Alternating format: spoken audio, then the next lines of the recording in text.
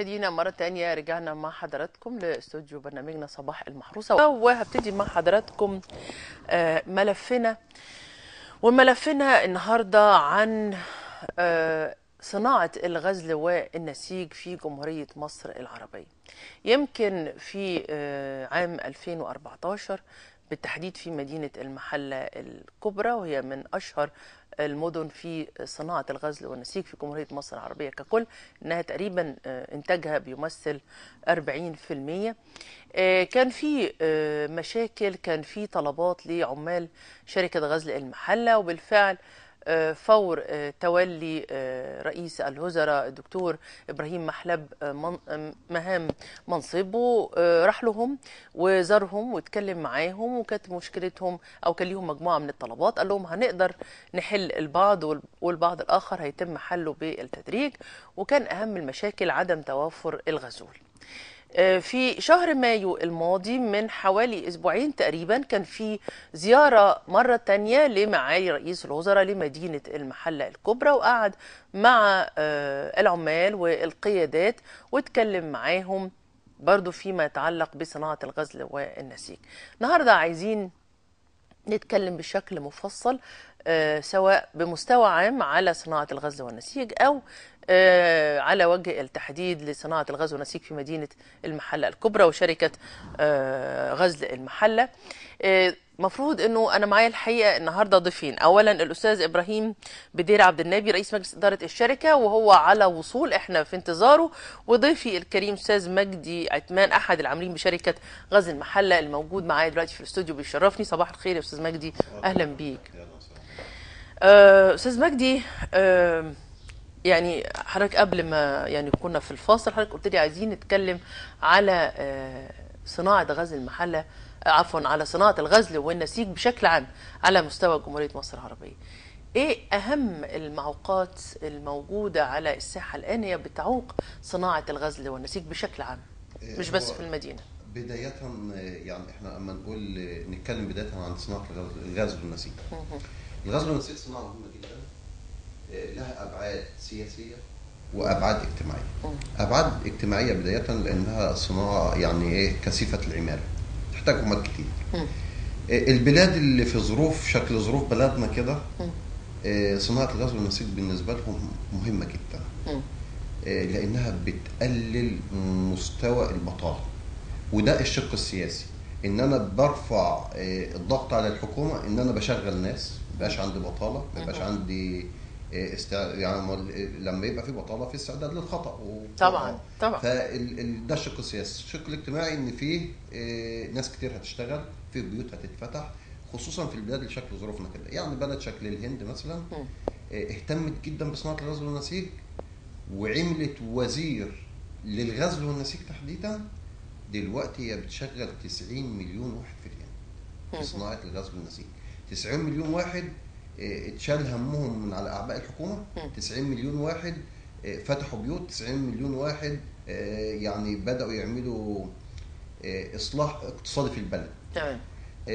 الغزل والنسيج في المحله وفي الدول العربيه عموما في الفتره ما قبل 25 يناير وفيه سيناريو لتخسير هذه الصناعه وافقاد هذه الدول حقها في ان يكون عندها صناعه منتجه، لان وجدوا ان صناعه الغزل والنسيج بدات تتنامى في الدول العربيه، كان لازم يتعمل لها فرمله. صناعه الغزل والنسيج في دول في العالم عصب اقتصادها هو صناعه الغزل والنسيج، ودول اولى شكل انجلترا، تشوف لانكشاير والمنطقه دي كلها غزل ونسيج، وكانت معتمده اصلا في القديم على القطن بتاعها. فهو المغرب يطلع من صناعه الغزل والنسيج، الجزائر تطلع من صناعه الغزل والنسيج، ما عادش غير مصر وسوريا أثروا على سوريا بالثورة اللي موجودة عندهم، ومصر المشاكل اللي حصلت عندها في الفترة الأخيرة دي. لا أبدا، ده احنا لو هنتكلم بشكل عام على صناعة الغزل والنسيج لا ده الموضوع مش في الفترة الأخيرة، ده ما قبل الفترة الأخيرة. ما قبل الفترة لما دايما أو طبعا في لقاءاتي مع عمال شركة غزل المحلة لما يقولوا إن احنا مثلا كان عددنا 40,000 ووصلنا ل 12. إزاي يعني؟ لا هو مش 12، هو 19 دلوقتي. بس برضه حته في بقى احنا عايزين نتكلم، واضح انه كان في مخطط من زمان. طبعًا. ان انا من 40,000 واوصل ايا كان 19. وخبرات بتفقد وبتخرج، وايه اللي بيحصل؟ ما احنا عايزين نتكلم. الاهم من ذلك ان انا يكون عندي مشاكل ازاي؟ الصناعه دي شكل ما قلنا لحضرتك بتشغل ناس كتير، كثيفه الصناعه، ومشكله العمال بتوع الغزل والنسيج هم الافقر في مصر، مرتباتهم متدنيه، ووضعهم المادي يعني غير مقبول. فهو كمان المفترض ان هي ما تكونش منتجه، الدول دي ما تكونش منتجه. صناعه الغزل والنسيج تحديدا اللي هتشغل ناس كتير تكون مش موجوده. القطن بتاعنا اللي احنا فقدناه كان المفروض يكون في مكان تاني، ما يكونش عندنا. فهو في مؤامره، انا شايف انها مؤامره دوليه بتبدا من فتره طويله وبيخطط لها. من ضمن هذه المخططات مثلا شكل الكويز يعني ايه اتفاقيه الكويز. اتفاقيه الكويز يعني التزمنا ان احنا اسرائيل تشاركنا ب 11%. هي اسرائيل تملك ماده كام؟ تملك عماله.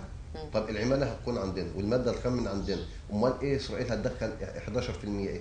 طب انتوا ليه ما فكرتوش تتناقشوا في مساله اتفاقيه الكويز مع معالي رئيس الوزراء لما كان موجود عندكم في المحل؟ فكرنا نتناقش في حاجات كتير، بس طبعا مش كل الناس كان متاح لهم ان هم يقابلوا معالي رئيس الوزراء. كمان حضرتك لكن في ما بينكم قيادات المفترض ان هي تقابله، تبقى موجوده في اللقاء اللي هو موجود فيه. ايه اللي حصل؟ خلينا صراحه مع بعض. لا احنا صراحه، هو اللي معالي رئيس الوزراء كان جاي بعد اضراب لعمال غزل المحله.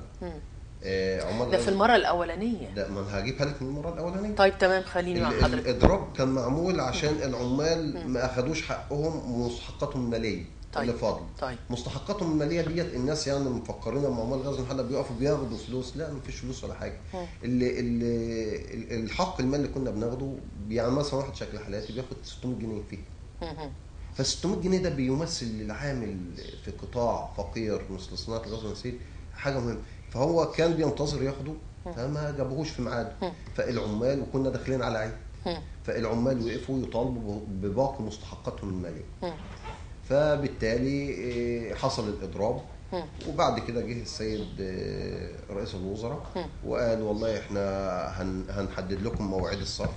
ايوه. هنجيب لكم، حضرتك قلتي هو جه وقال هنجيب لكم غزول. لا، هو تصحيح بسيط، هنجيب لكم قطن، احنا اللي بنعمل الجزر. ايوه.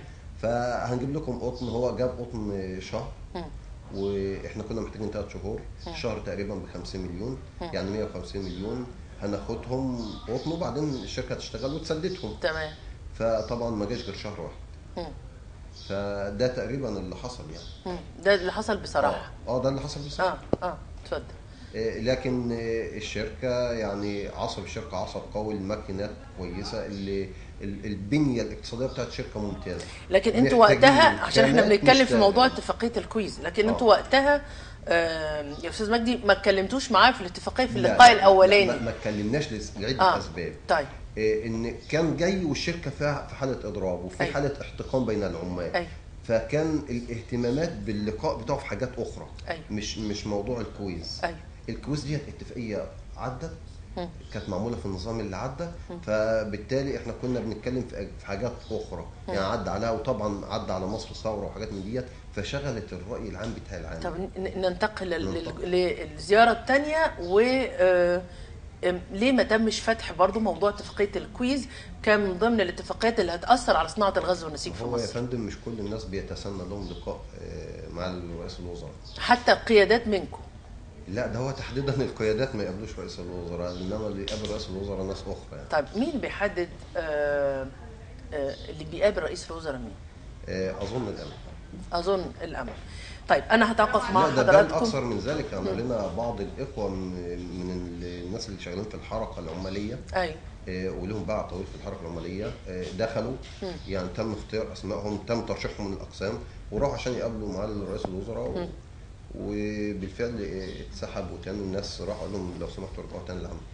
العمال. استاذ مجدي. ايوه يا فندم. اين انتم من هذا اللقاء؟ انتوا كعمال طرف، بلاش العمود الرئيسي لصناعه الغزل والنسيج. اذا كان القطن العمود رقم 1، عمال شركه او شركات الغزل والنسيج بشكل عام هم رقم 2.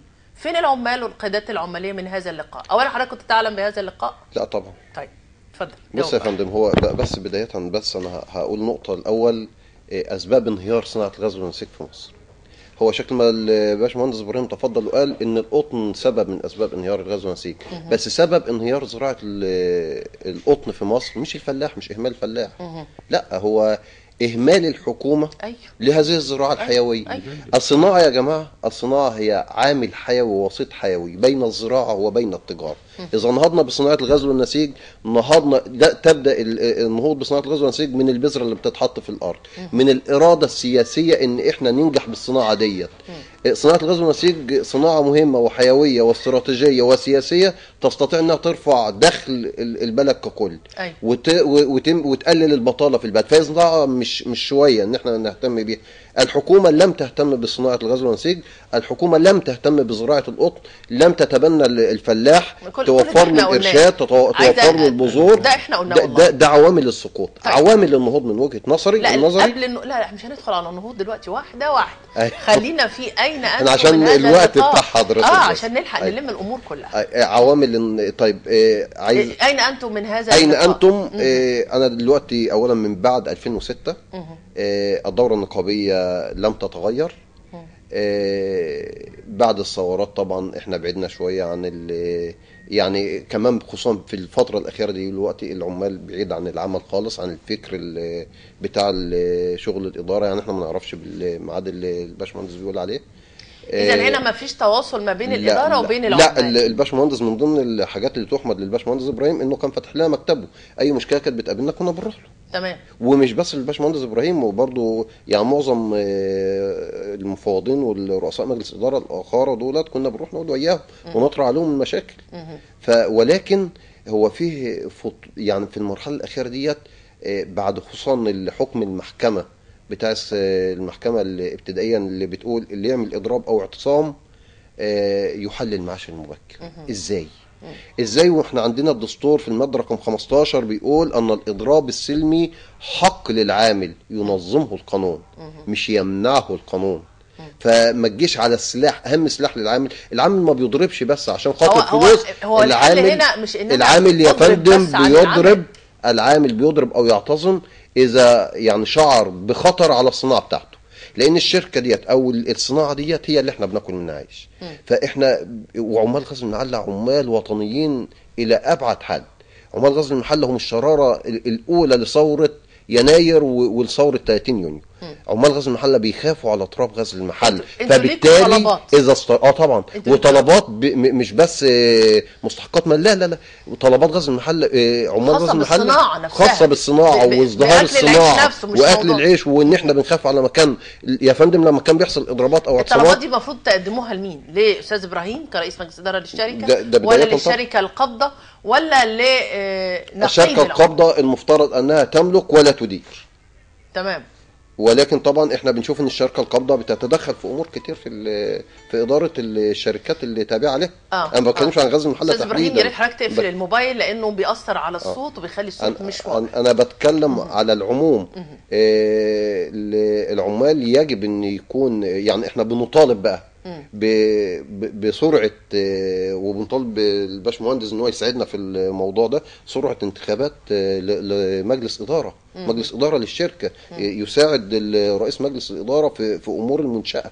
بنطالب بتفعيل قانون عشان ننتخب نقابه، ناس يكونوا محامين ومدافعين عن حقوق العمال، يعني اوفر من يدافع عن المنشاه ومن يدافع عن العمال. هي دي التوازن يجي من هنا. طبعا واحده، المصلحه واحده. مصلحه العامل هي مصلحه ان الشركه تكون شغاله وتكون ناجحه ومزدهره. تمام. والصناعه على العموم، احنا صناعه الغزل والنسيج صناعه مهمه جدا جدا جدا. شكل الباشمهندس قال هتشغل فلاح، هتشغل عامل، هتشغل خدمات حواليه، هتشغل تجاره، هتعمل اقليم شكل الاقليم الغربيه، يعني هيزدهر جدا مع صناعه الغزل والنسيج. صناعه الغزل والنسيج عصب اقتصاد انجلترا من الغزل والنسيج.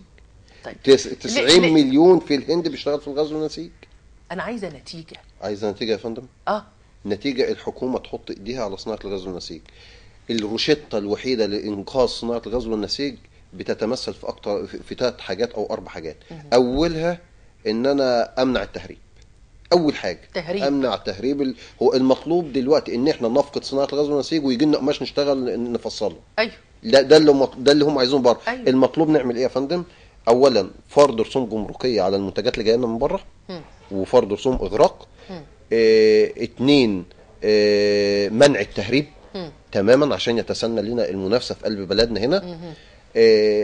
تلاته، ودي مهمه جدا جدا بقى، عشان تنمو بالقطاع دهوت، القطاع دهوت عشان تنمو بيه في حاجه اسمها العنصر البشري اللي هو العامل، اللي هو عماد الصناعه نفسها، وبعد كده حاجات اخرى. لو خدنا العامل يجب ان احنا نثقف العامل ثقافه حقيقيه.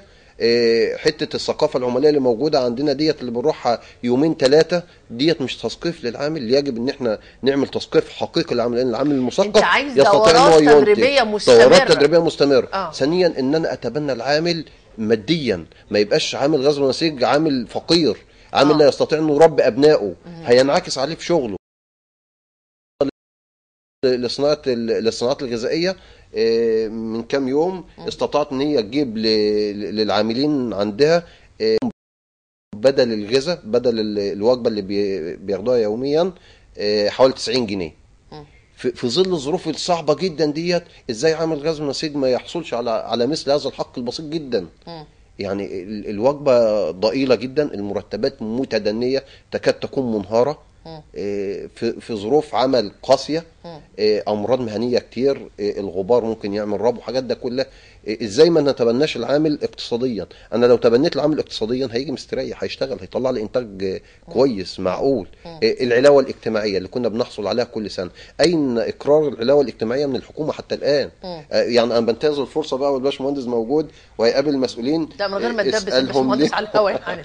اسالهم لنا يا ريس على العلاوه الاجتماعيه. طبعا يعني العلاوه الاجتماعيه ده شيء حيوي بالنسبه للعمال. جميع مستحقاتهم يعني احنا بنجتهد فيها. ربنا يبارك في حضرتك. اصل يعني انتوا محتاجين تزودوا ايراداتكم عشان تقدروا عشان تنفذوا الطلبات دي. بقول لحضرتك هو زياده الايرادات، زياده الدخل بتاع الشركه، تيرن اوفر بتاع الشركه لازم يزيد للضعف، لابد ان هو يزيد للضعف، لابد من زياده الصادرات لتصبح 50% من اجمالي منتجات الشركه، من اجمالي انتاج الشركه، من اجمالي مبيعات الشركه. ده هدف اساسي عشان زياده الايرادات، لان زياده الايرادات ده اصبح شيء مهم جدا، مش هيتاتى الا بجهد الجميع.